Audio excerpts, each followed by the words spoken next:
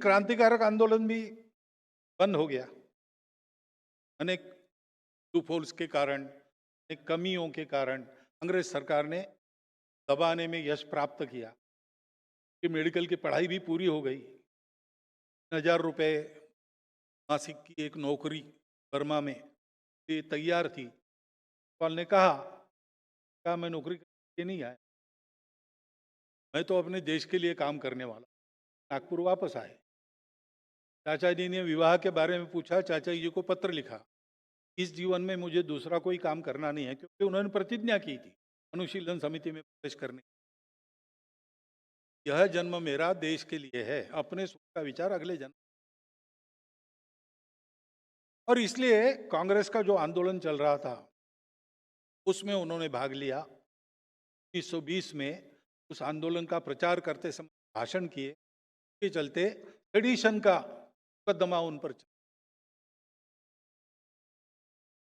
और उसमें उन्होंने अपना डिफेंस दिया। डिफेंस देते नहीं थे, लेकिन उन्होंने कहा कि मैं डिफेंस दूंगा, कोर्ट में मेरा और एक भाषण होगा, पत्रकार वगैरह आएंगे और एक बार मेरे प्रचार की मुझे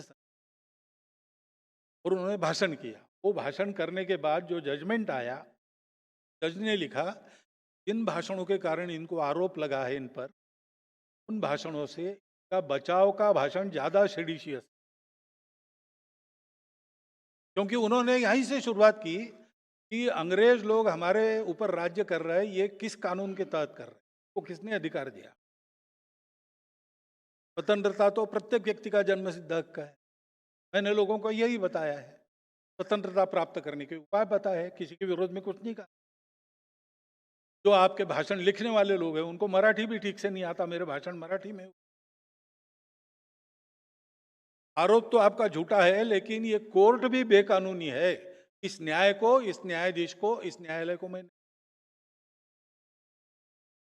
इसलिए उनको 1 वर्ष सश्रम